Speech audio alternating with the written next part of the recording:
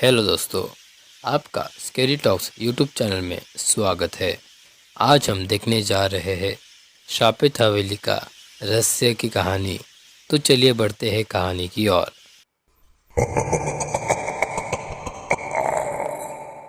Hello दोस्तों, मेरा नाम राजेश है। मैं आपको मेरे गांव के एक घटी हुई कहानी के बारे में बताने जा रहा हूँ। मेरे गांव में एक पुरानी खंडर हवेली है जो पिछले 55 सालों से वहाँ कोई नहीं रहता है। ये बात मुझे मेरे गांव के दोस्तों ने बताई। जब ये बात मुझे पता चली तो मेरा मन करने लगा कि मैं एक बार उस हवेली को देखूं।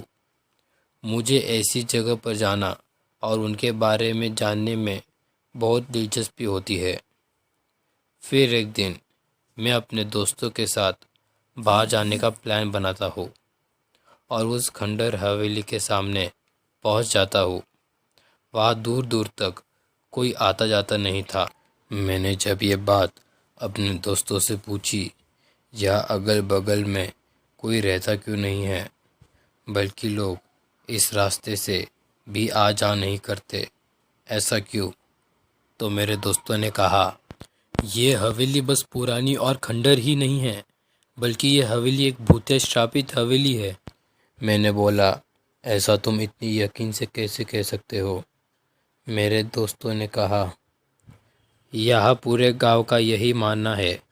इसके बारे में एक बहुत पुरानी और सच्ची घटना यहाँ पर प्रसिद्ध है। मेरे मन में इसके बारे में जानने का ख्याल और बढ़ने लगा। मैंने पूछा, क्या है इसके पीछे की कहानी? और तब उसमें से एक दोस्त ने मुझे बताना शुरू किया। उसने कहा, आज से करीब 55 साल पहले इस हवेली के मालिक बहुत ही बड़े ज़मींदार हुआ करते थे। उनकी एक पत्नी भी थी, उसका नाम सुलेखा था। उस समय यहाँ वह डाकुओं का खौफ रहता था। डाकुओं से लोग बहुत ही डरते थे। डाकुओं की टुकड़ी जिस गांव में घुसती थी, उस गांव को पूरी तरह बर्बाद कर देती थी। एक बार डाकुओं के सरदार की ज़मींदार के धन और संपत्ति पर नज़र पड़ी, जिसके बाद उसने ज़मींदार के घर डकैती डालने का सोचा। इस पर सभी डाकुओं ने हाँ कर दिया। फिर एक दिन वो हो गया जिसके बारे में ज़मींदार ने कभी सोचा भी नहीं होगा। डाकुओं ने एक बार ज़मींदार के हवेली पर रात में डकैती मार दी। ज़मींदार ने भी अपने सुरक्षा के लिए पहले से ही सिपाही और नौकर रखे हुए थे, जो डाकुओं के हवेली पर आने पर उनसे लड़ पड़े।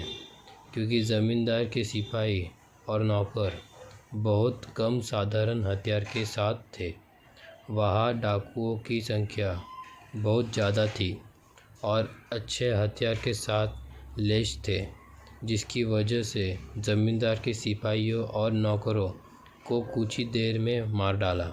ये सब ज़मींदार ने देखने के बाद सोचा, इससे पहले कि डाकू हवेली का दरवाज़ा तोड़कर अंदर घुस जाए, उससे अपनी पत्नी, बेटे और ख़जाने को छुपा देना चाहिए। पर ज़मींदार के मन में फिर से ख्याल आया कि अगर पत्नी और बेटे को छुपाया तो मेरे मरने के बाद उन्हें वापस बाहर कौन निकालेगा। तो उस ज़मींदार ने अपने पत्नी और बेटे से कहा, तुम पीछे के दरवाजे से भाग जाओ और मेरी फ़िक्र मत करो, मैं भी जल्दी आ जाऊंगा। जैसे ही ज़मींदार की पत्नी और बेटा वहाँ से भागे, वैसे ही ज़मींदार वहाँ सोना छुपाकर भागने लगा। और जैसे ही वो भागा, डाकुओं के सरदार ने उसके पैर पर गोली मार दी और वो वही घायल हो गया। और उन डाकुओं ने उसके पास जाकर पूछा कि सोना, हीरे और जेवरात कहाँ है? तो ज़मींदार ने कहा, मुझे नहीं पता। तो डाकुओं ने उसके दूसरे पैर पर गोली मार दी और ज़मींदार दर्द के मारे चिल्लाते रहा, लेकिन उसने अंत तक बताया नहीं कि सोना कहाँ पर है। तो डाकुओं ने उसको तड़पा तड़पा कर मार डाला। घर में जितना भी कीमती सामान दिखा, उन्होंने सब लूट लिया। ज़मींदार की पत्नी और बच्चे मामा के घर चले गए, क्योंकि उनके घर में कमाने वाला भी कोई नहीं था। ज़मींदार की पत्नी मामा के साथ उसके होटल में काम करने लगी और जो भी कमाई होती थी उससे वो बेटे को पढ़ाया लिखाया करती थी और ज़रूरत पूरी करने में लगी रहती थी। कुछ सालों में बेटा बड़ा हुआ और उसकी माँ की तबीयत धीरे धीरे ख़राब होने लगी और वो चल बसी। पर उसके बेटे पर किसी ने ध्यान ही नहीं दिया, तो वो बुरी संगत में रहते और नशे में धुत रहता था और जुआ भी खेलता था। एक दिन जुआ में पैसे हारने के कारण उसके मामा ने उसे घर से बाहर निकाल दिया। तभी उसको अपने पिताजी के घर की याद आई और उसने सोचा कि मैं मेरे पिताजी का घर बेचूंगा और उसमें से खूब नशा करूंगा और जुआ भी खेलूंगा। और फिर वो अपने बोरिया बिस्तर बांध के अपने घर आया और 2-3 दिन रहने के बाद उसने एक ग्राहक ढूंढ लिया।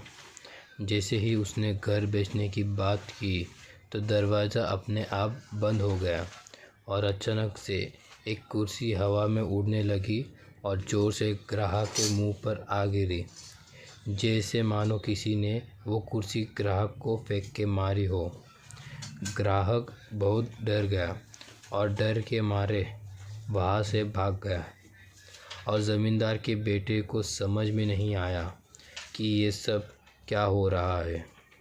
तभी अचानक ज़मींदार की आत्मा उसके सामने आकर खड़ी हो गई और उसे पीटने लगी और कहा, ये तुम क्या कर रहे हो? हमारे पूर्वजों की बनाई हवेली तुम क्यों बेचने जा रहे हो? तो ज़मींदार के बेटे ने सारी हकीकत बताई और उस ज़मींदार की आत्मा ने कहा कि मैं तुम्हें एक बहुत ही कीमती चीज़ देना चाहता हूँ, जिससे तुम्हें बहुत फ़ायदा भी होगा और किसी के सामने हाथ फैलाने की ज़रूरत भी नहीं पड़ेगी। लेकिन तुम मुझसे वादा करो कि तुम उस चीज़ का दुरुपयोग नहीं करोगे और आइंदा से दारू नहीं पियोगे और जुआ भी नहीं खेलोगे। तो ज़मींदार का बेटा वादा करता है कि जी जी पिताजी, आज से मैं दारू को हाथ भी नहीं लगाऊंगा और जुआ भी नहीं खेलूंगा। तब ज़मींदार बोला कि अगर तुम अपने किए हुए वादे से मुकर गए तो मैं तुम्हें रोज़ परेशान करूँगा और कहीं का भी नहीं छोड़ूंगा। तो बेटा थोड़ा डर जाता है और कहता है कि ठीक है पिताजी, मैं आज के बाद दारू नहीं पीऊंगा और जुआ भी नहीं खेलूंगा। तो ज़मींदार ने अपने बेटे से कहा कि पीछे के दरवाजे के पास जो बरगद का पेड़ है उसके नीचे मैंने 2 बड़े बड़े सोने से भरे हुए बक्से छुपा दिए हैं और तुम उस बक्से को निकाल कर नई ज़िंदगी की शुरुआत करो और इस हवेली की हिफाजत करो। और खबरदार, इस हवेली को बेचने के बारे में सोचा भी तो मुझसे बुरा कोई नहीं होगा। तुम लोगों को ये सोना देने के लिए मैं इस हवेली में भटक रहा था। मेरी आत्मा अभी भी इस हवेली में भटकेगी और मुझे न्याय तब तक नहीं मिलेगा जब तक मैं उन डाकुओं को मौत के घाट उतार नहीं देता। तो दोस्तों, आज के लिए बस इतना ही। अगर आपको ये कहानी पसंद आए तो लाइक करें, शेयर करें, सब्सक्राइब करें और कमेंट करना ना भूलें। अगर दोस्तों आपके पास ऐसे ही कोई डरावनी कहानी हो तो आप हमें इंस्टाग्राम आईडी पे भेज सकते हैं। हमारी इंस्टाग्राम आईडी की लिंक डिस्क्रिप्शन बॉक्स में दी गई है, जाके आप चेक कीजिए। और जो भी व्यक्ति हमें हॉरर स्टोरी भेजेगा उस व्यक्ति का नाम वीडियो में लिया जाएगा। तो दोस्तों, मिलते हैं अगली वीडियो में। तब तक के लिए बाय।